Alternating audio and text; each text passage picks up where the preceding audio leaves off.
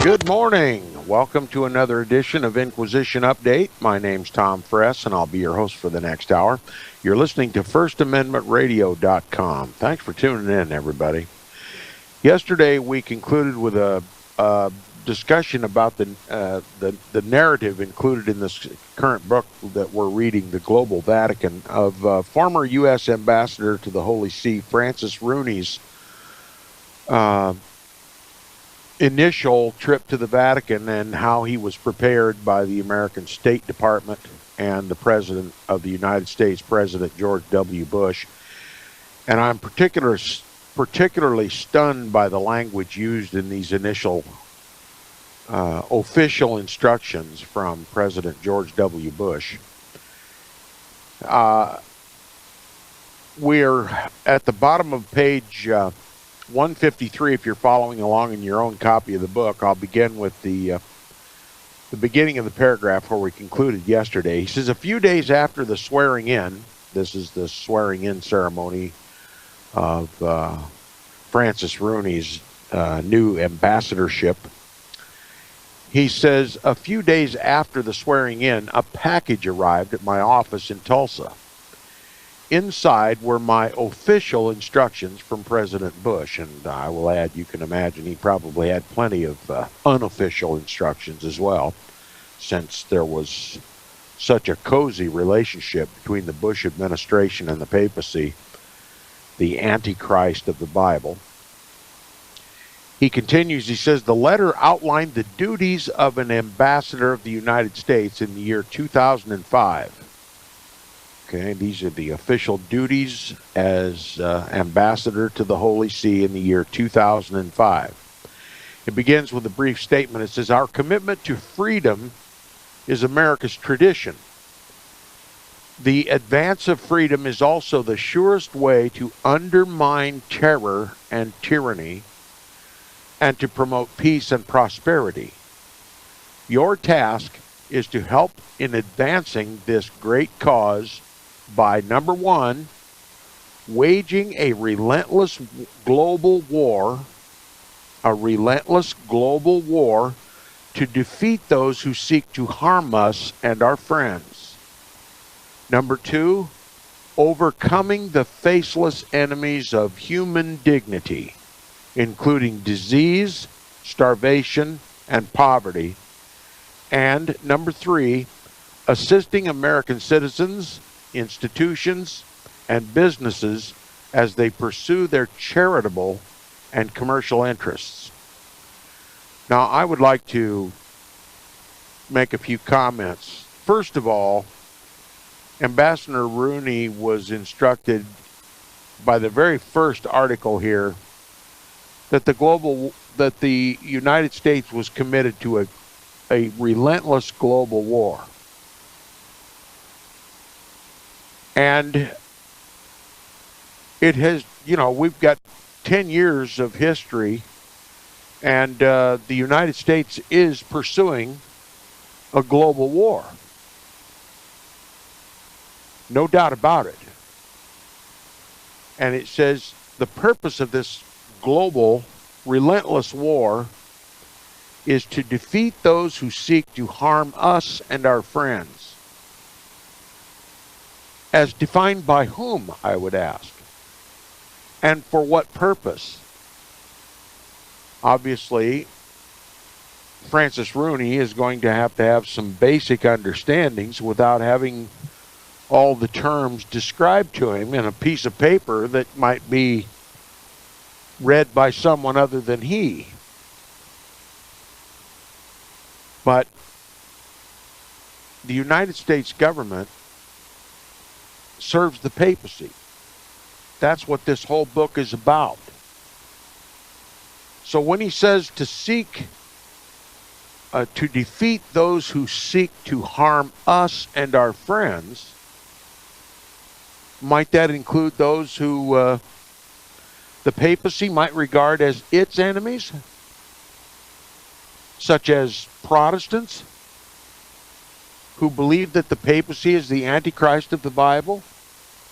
I see this as an opening for Protestant persecution in this country.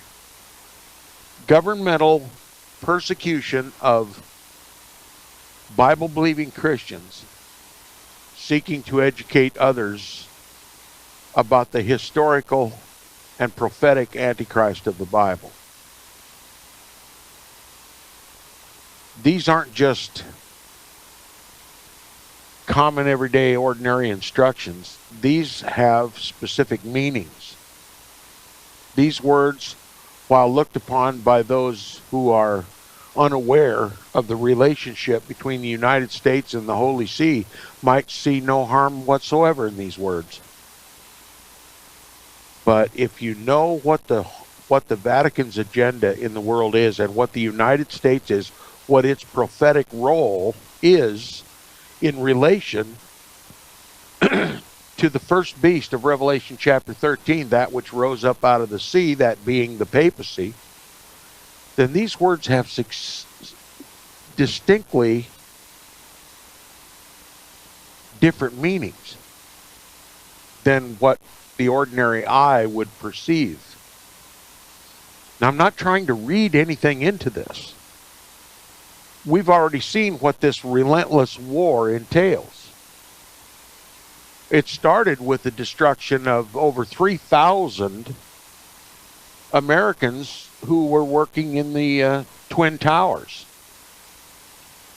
Yes, I believe the United States government was directly responsible for 9/11. And that being the case, and not just mere speculation,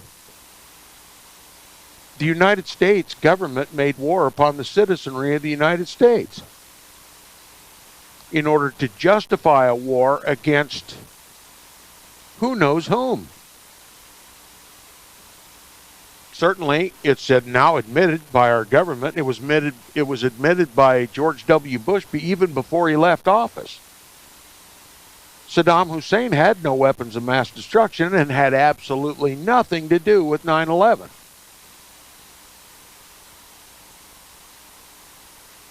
But they're pursuing a relentless global war. And how did they get the American people to submit to the idea of a perpetual, relentless global war? Well, the greatest terror attack in this country's history.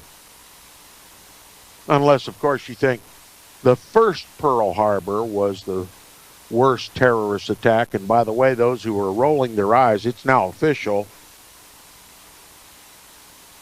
Classified government documents now reveal that President Roosevelt knew beforehand about the attack on Pearl Harbor. And as a matter of fact, the think tank that was responsible for contriving a means through which to achieve a global American empire, a new world order, admitted that lacking some catastrophic event equivalent to Pearl Harbor, the United States would be, well, lacking motivation to go on a global crusade to establish this new world order. And 9/11 was that new Pearl Harbor. The Project for the New American Century. Just look it up. Project for a New American Century, PNAC. To those who are in this research, and I'm not the only one by any stretch of the imagination, they already know this stuff. It's the American people who are unwilling to look into it because it spells bad news for America and Americans. Our government is pursuing a global empire for someone else. And that someone else is the papacy. Now, with that understanding, as brief as it is, and as incomplete as it is, listen to the words again. Waging a relentless global war to defeat those who seek to harm us and our friends. Does it still sound relatively harmless to you? The second item is overcoming the faceless enemies of human dignity. Where have we heard that word before? Human dignity. All throughout this book, the papacy keeps talking about human dignity. That it is the great champion. That the papacy or the Holy See is the great champion of human dignity. Is that why our government, with such concern for human dignity, made war against its own citizenry on 9/11? What kind of human dignity is that? All this public concern for human dignity, including disease, starvation, and poverty. We're going to be concerned about disease, starvation, and poverty. Is that why the border with Mexico, Roman Catholic Mexico, is open to the United States? Is that how our government is fighting disease, starvation, and poverty? Making us all paupers to support Roman Catholic Mexicans, Roman Catholic Central and South Americans? Oh, I know. It's all about cheap labor, right? It's not about cheap labor. That's just cover. This is a religious war for the papacy. And opening the southern border with Roman Catholic Mexico is a way to help Catholicize the United States of America. After all, the Protestants no longer protest, and you don't see any Protestants protesting the Roman Catholics who are coming to this country. No, they call it, they call them all, what do they call them? Illegal immigrants? Have you ever heard that before 9/11? Have you ever heard the term illegal immigrant before? Does it ever make sense when you say it with your own mouth? Illegal immigrant. You know what illegal immigration is in other countries besides the United States? It's an invasion. Okay. See how they disarm your mind by just simply calling it by another name? It's a Roman Catholic invasion of this country. Every Roman Catholic has an equal right and an equal power in the voting booth and in civilization. So if you can open the borders and immigrate legally or illegally Roman Catholics, then the country becomes more Roman Catholic, doesn't it? Just like it did back in the 1800s with the flood of European and Irish Roman Catholics to this country, which most of the authors that we read here on Inquisition Update warned the American people that the American government was opening the gates of this country to Roman Catholics. You know, that greatest of all evils to be feared in a nation. And that through that mass immigration, the papacy just got the Bible out of the schools. Now you say, wait a minute, Tom, the papacy, the Roman Catholic Church got the Bible out of the schools? Do you know anything about history? Do you know anything about Protestant history? The greatest enemy of the Bible, the sworn enemy of the Bible, is the papacy, because the Bible reveals the papacy as the Antichrist. The Bible reveals God's will for man. And it runs directly counter to what the Pope's will is for man. And that's why the papacy made handling the Bible, much less reading it, by average, everyday human beings illegal, with the threat of excommunication, with the threat of being labeled a heretic, because the papacy knew that if people read the Bible, they would understand it and mark the papacy as the Antichrist. And so the Bible was forbidden to be printed in the language that the people could understand. It had to be in Latin. And it couldn't be translated or printed by anyone other than the Roman Catholic Church. Nor could it be taught by anyone other than a priest of the Roman Catholic Church. And even that teaching had to submit completely to the official teaching of the papacy. And that's how they kept the truth. They kept the world in darkness. That's why they call it the Dark Ages. And they burned Bibles that were found in the hands of the people. They rounded up all the Bibles and burned them publicly. And when that didn't stifle the Word of God, they burnt the Bibles and those who read them, calling them heretics.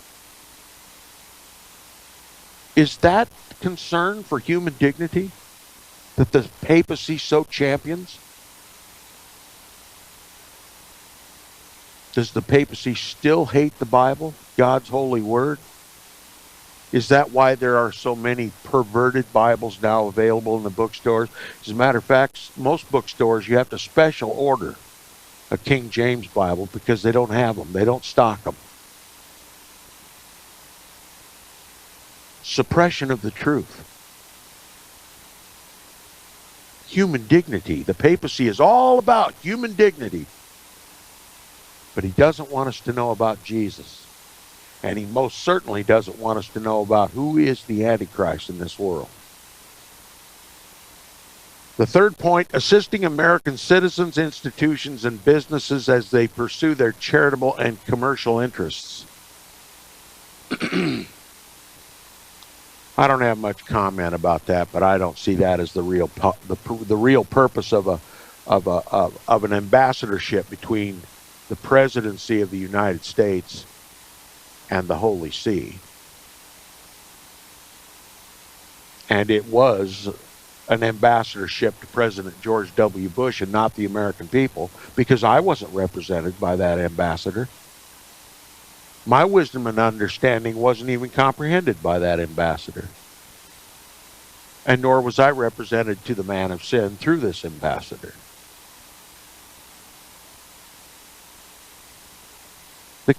They've run off with our country.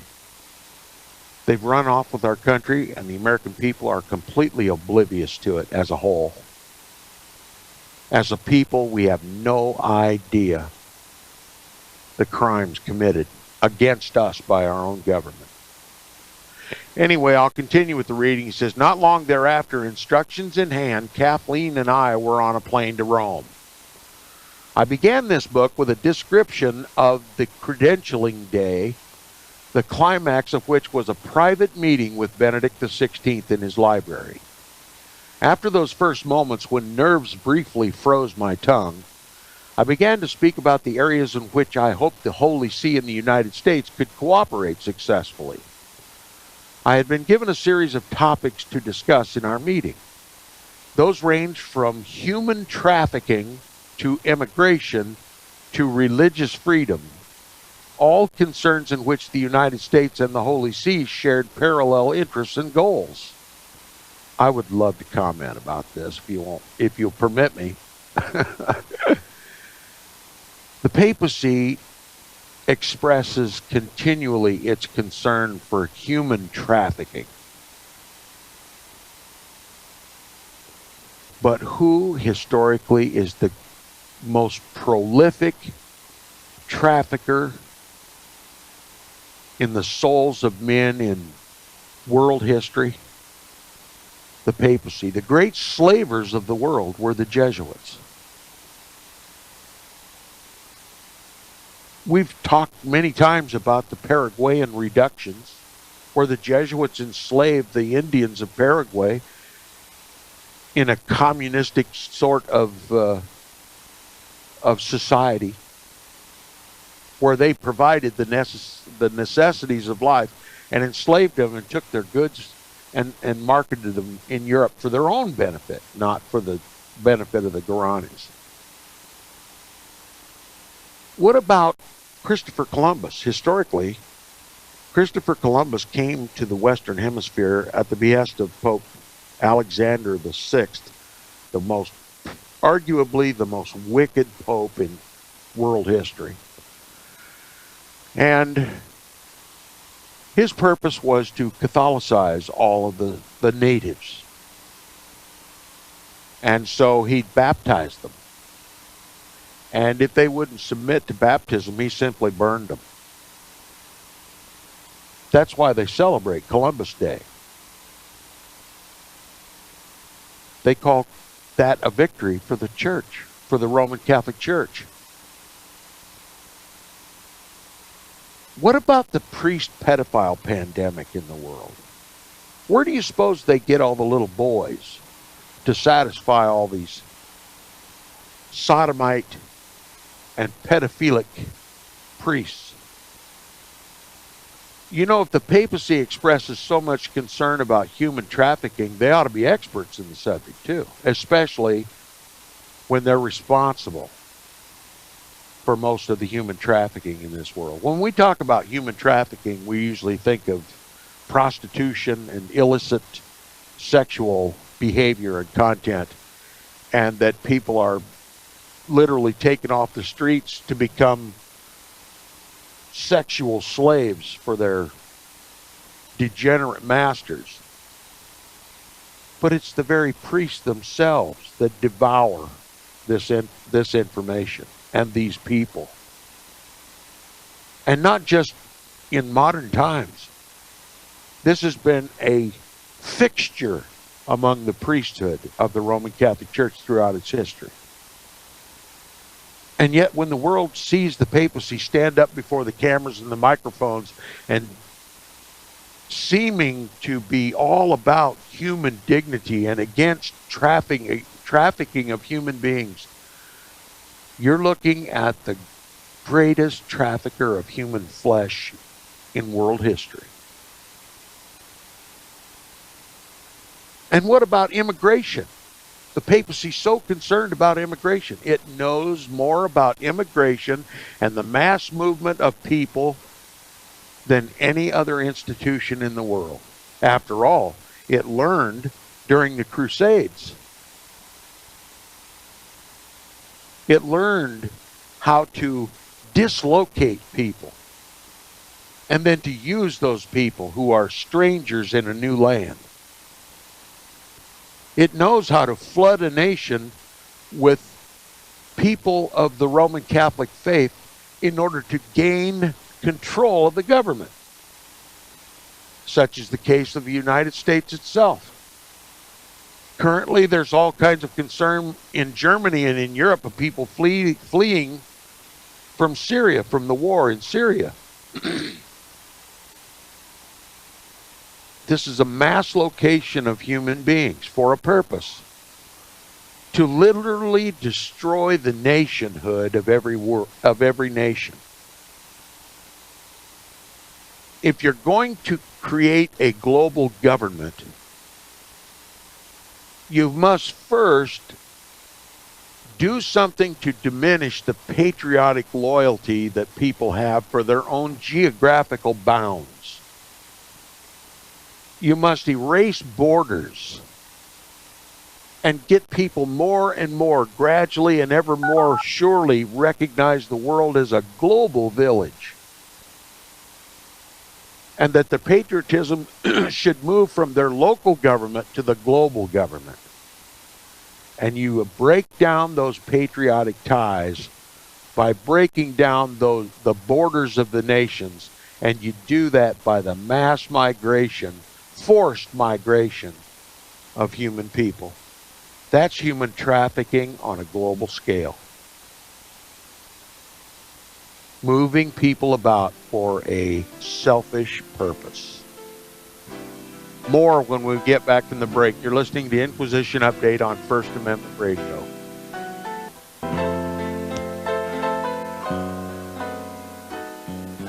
Welcome back from the break. You're listening to the second half hour of Inquisition Update on First Amendment Radio. If you'd like to support Inquisition Update, please support First Amendment Radio, who sponsors the program. And if you'd like to contact me, please do so by email. My email address is tom@seawaves.us. Now, we're picking up where we left off before the break. He says, I had been given a series of topics to discuss in our meeting. These ranged from human trafficking, we dealt with that one briefly, very briefly. Immigration, ever so briefly, we dealt with that. And religious freedom. Let's talk about religious freedom for a moment. What have we learned from all the authors that we've read here on Inquisition Update, or the lion's share of them? The definition of religious freedom to a papist, to the popes, and to devout Roman Catholics. Religious freedom means freedom to be Catholic. Freedom to take over the education system in order to make everyone else, whether they know it or not, Roman Catholic. Freedom to teach children Roman Catholic doctrine in the schools. Religious freedom to a papist means freedom to practice Roman Catholicism without opposition. No protest. Religious freedom to a Roman Catholic to the papacy is to make everyone Roman Catholic either through forced conversion or through the passage of Roman Catholic canon law through the civil law. At the very least, to make the civil laws of every land conform to Roman Catholicism, to conform to Roman Catholic canon law. And again, I mentioned this before, one of the most valuable videos available for this subject is one by Richard Bennett, a former Roman Catholic priest who well understands the system Rome uses to Catholicize every nation. His video is entitled Roman Papal Vatican Control. I'll get it right eventually. Vatican Control through Civil Law. Vatican Control through Civil Law. You can go to Richard Bennett's website, www.bereanbeacon.org. BEREANBEACON.org. Berean Beacon. Or just Google his name, Richard Bennett, 2 N's and 2 T's. Richard Bennett, and go to his website, scroll down through the list of invaluable videos that he has launched, and find the one, Vatican Control through Civil Law, and listen to it come straight from a former Roman Catholic priest's lips.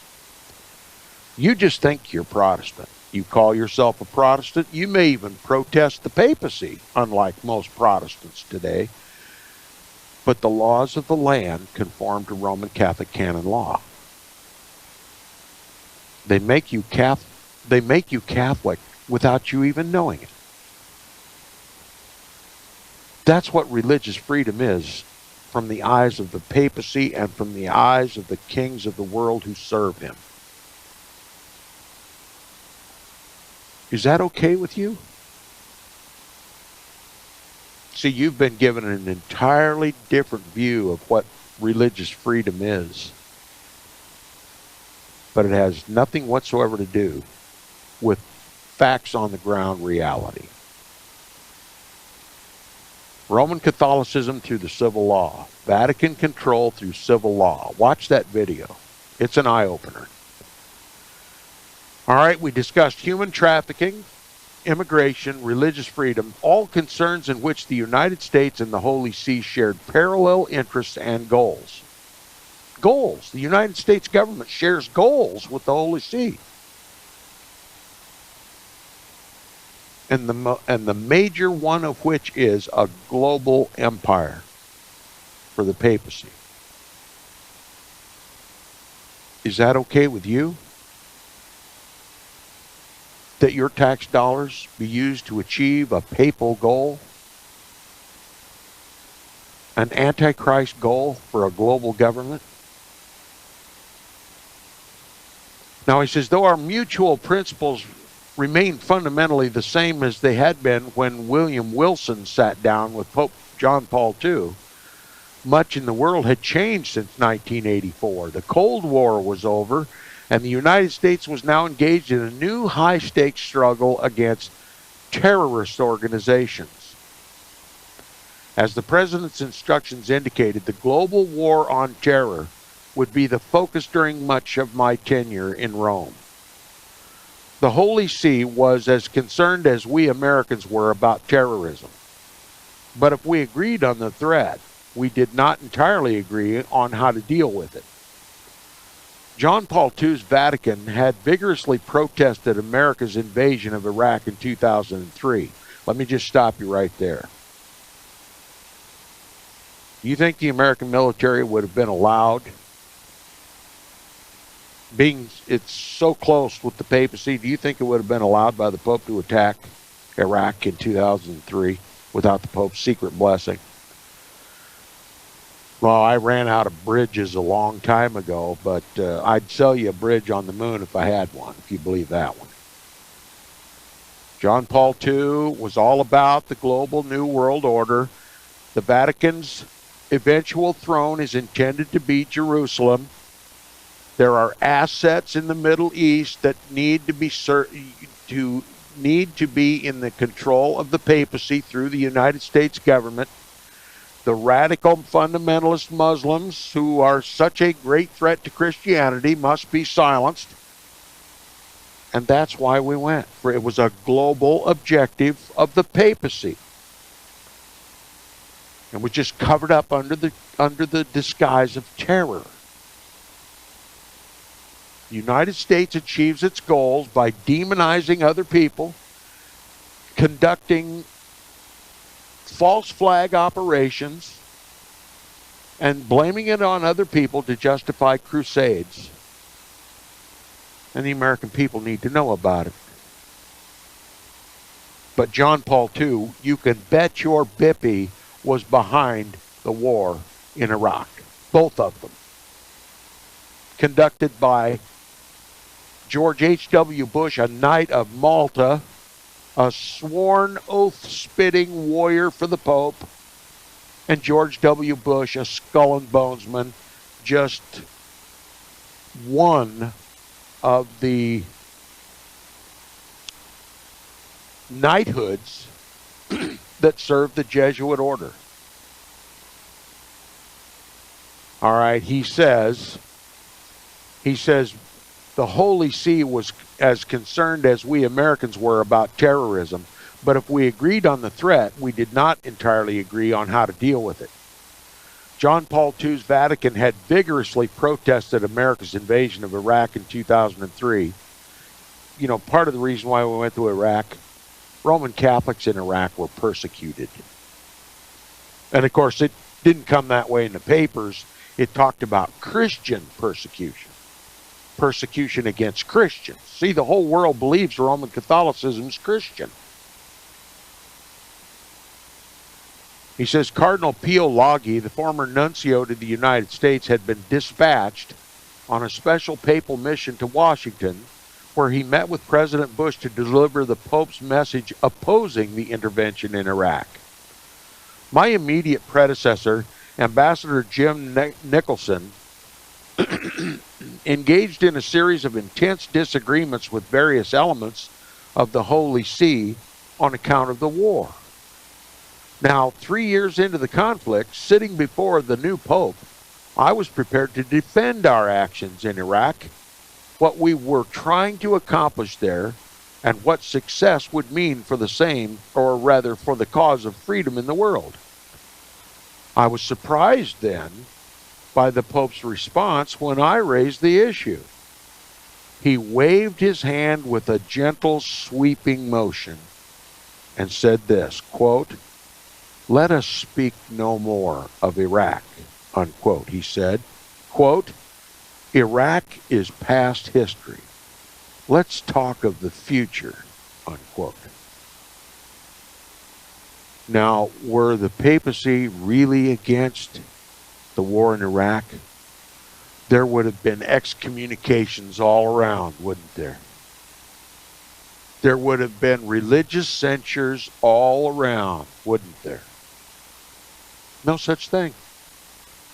The Pope just waved his hand. That's history. Let's just move on. Let's speak no more of Iraq. Let's talk about the future. And the world just can't comprehend. He says the Vatican had spoken with conviction against the war, but the war was 3 years old. The Pope intended to focus the Vatican's energies now on ways to work constructively to bring stability and reduce conflict in the country. What do you suppose stability means to the papacy for the Middle East? I've already explained it. The Vatican was deeply engaged and informed on all aspects of Islamic fundamentalism.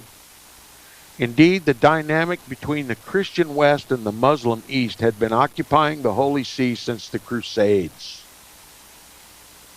when the Church's commitment to peace and to understanding other religions was not quite as evolved as it later became. Mentioning the Crusades. And that's what they are today as well. Crusades.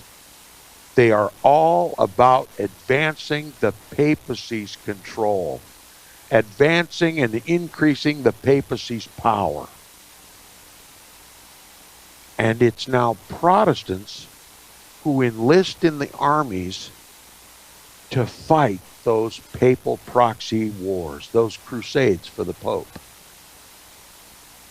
He says, increasingly, an early occurrence of schism between the Shiite Muslim and the Sunni Muslim sects benefited the Holy See during the First Crusade of 1099, when Christian warriors tried to take Jerusalem from the Fatimid Shiites of Egypt.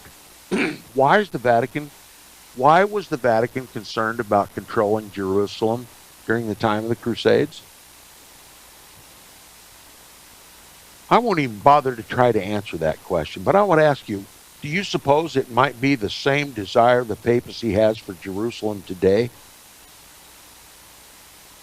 That he might place his throne upon the very hill where Abraham posed to sacrifice Isaac, on that very hill upon which Jesus preached. That's the goal of the Vatican. Jerusalem is the apple of the papacy's eye. The greatest Zionist in all the world is the papacy. That city, from his point of view, is for him, under the name of Christ Vicar, when in fact he's the Antichrist of the Bible. And they took advantage of a disagreement between the Shiites and the Sunni Muslims, and were able to capture Jerusalem. See how they pit their enemies against one another and defeat them there likewise? No one has more experience in the theory of divide and conquer than does the papacy. No one has more experience in how to wage a war than the Crusader in Rome. He says the Crusaders were successful because the rival Seljuk Turks, Sunnis from Aleppo, refused to go help their fellow Muslims in Jerusalem. Absent this rivalry, the Christians might never have taken Jerusalem and held it for 88 years until Saladin and a more cohesive and united Muslim force took it back in 1187, defeating a Christian coalition that sank into its own internal rivalries. You see, they still talk about the Crusades and the concern over Jerusalem. Might that still be the concern today? What is the papacy's desire for Jerusalem? It's going to be the seat of his global government. Satan, through his vicar, the papacy, would like nothing more than to sit upon that mountain and be worshipped by all humanity as the God of gods. And I'm reminded of the offer that Satan made Jesus 2,000 years ago. See all the kingdoms in the world and the glory of them? All of that I will give you if you'll just bow down and worship me. Jesus refused that offer. Guess who accepted it? You're going to see Bible prophecy fulfilled probably in your lifetime in Jerusalem. But it won't be the Christ, Jesus Christ, seated on that hill. It'll be the Antichrist. And the whole world is going to worship him, either willingly or by force. It says, Christians might never have taken Jerusalem and held it for 88 years until Saladin and a more cohesive and united Muslim force would take it back in 1187, defeating a Christian coalition that sank into its own internal rivalries. Pope Benedict himself had thought a great deal about the question of Islam, both as Pope and in his earlier life as a scholar. Quote, "You know, there are two Mohammeds," he said to me now as we sat in the library. Quote, "the Muhammad of the early Quran, who is tolerant, and the Muhammad of the later Quran, who is aggressive," unquote. This was a distinction he would come back to again in public, most dramatically and controversially in a speech the following year in Regensburg, Germany. Remember that speech? Benedict XVI made some comment about critical of Islam, that they proselytized at the point of a sword. And the Muslims were furious. Terror unleashed all over the world as a reaction to the Pope's comments. And the Pope eventually made a trip to the Middle East, to Muslim territory, and even worshipped in a mosque. Took off his little yellow-red slippers and got on his knees and worshipped Allah. And by the way, while he was there, he signed documents with the Eastern Orthodox Church, an ecumenical capitulation to the man of sin. And when he left the cathedral, after having had the Eastern Church signed over to him, they hailed him, "Papa, Papa," which would be unheard of by an Eastern Orthodox Catholic. So we know what happened at Regensburg and what came out of it. He says, "Looking back, I realized I was seeing a preview of Regensburg and an important glimpse into the new Pope's worldview." The Pope's concerns were hardly limited to the Muslim world. He also spoke at some length about the troubling trends of relativism and secularism sweeping into Western culture. The church was bigger than ever, but its growth was in the third world, and especially in Africa. Although Benedict did not make the connection explicitly at the time, the two major threats were conjoined in his mind. On the one hand, religious fundamentalism growing in the East. On the other hand, faith collapsing in the West. He believed he had a special role in mediating between these fundamentally opposed worldviews. Can you see the global religion taking place?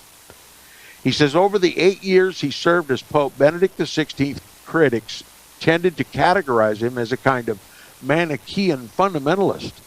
but that was a simplistic and flawed reading of the man.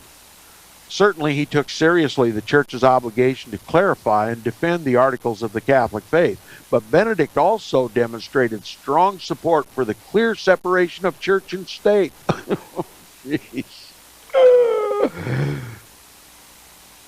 Again, I'm fresh out of bridges. He took seriously the Church's obligation to clarify and defend the articles of the Catholic faith, but Benedict also demonstrated strong support for the clear separation of church and state, providing, of course, that the state made due accommodation for the free practice of religion. As noted earlier, Benedict was a great admirer of our First Amendment, quote, where the church itself becomes the state free, where the church itself becomes the state, freedom becomes lost, unquote, he once wrote. Quoting further, it says, but also when the church is done away with as a public and publicly relevant authority, then too freedom is extinguished, because there the state once again claims completely for itself the justification of morality, unquote. Listen, if you can cut through all the malarkey here, the only system that works for the papacy, the only one that the Bible even describes, is where the papacy rules over the kings of the earth. That's the New World Order. That was the old world order, and it's going to be the New World Order. And when the Pope tells you words contrary to this, you know he's lying. Either that or Jesus is. The Bible plainly tells us he reigneth over the kings of the earth. And if you say the President of the United States is an exception to that, you don't believe your Bible. And you certainly have been blinded to history. He says his words are worth considering, especially at a time when an alternative, more restrictive interpretation of the religious freedom language in the amendment is being advanced in the United States. Benedict once noted that his childhood in Germany during the Nazi reign stood as a lifelong example to him of what happens when nations expel God and worship only themselves and their leaders. Quote, politics must be a striving for justice, unquote, he declared to the German Bundestag on September 22, 2011, quoting St. Augustine, quote, without justice, what else is the state but a great band of robbers, unquote. You know, the greatest robber in all the world is the one who seeks to sit in God's throne. The one who seeks to usurp God's authority. The one who seeks to usurp God's title. That's the papacy. And how can this church be listened to by the world on the subject of justice? He said, without justice, what else is the state but a great band of robbers? In other words, if a state wants to justify its robbery of the people, all it has to do is submit to the papacy. Then that robbery is just in the papacy's mind. Linking belief in God to the concept of human rights, Benedict argued that faith is a fundamental precondition of human decency. Quote, the conviction that there is a creator God is what gave rise to the idea of human rights, the idea of the equality of all people before the law, the recognition of the inviolability of human dignity in every single person, and the awareness of the people's responsibility for their actions, unquote. See, this is how he deceives the whole world. Speaks one way with his mouth, but his fruits expose who he is. It says, these concepts resonate with the founding principles of the United States as stated in the Declaration of Independence and the preamble to the Constitution, and have been expressed by popes and moral leaders for centuries. If you believe that garbage, all you have to do is read Pope Pius IX's encyclical and syllabus of error of 1864, where he damned virtually every tenet of this republic. Damned its Constitution and its preamble and its Bill of Rights. You see how Rome gets by with murder? I hope we've opened some eyes this morning. We'll continue on the program tomorrow. The book again is entitled The Global Vatican by former U.S. Ambassador to the Holy See, Francis Rooney. I highly recommend the book. Get it, and we'll continue our reading tomorrow.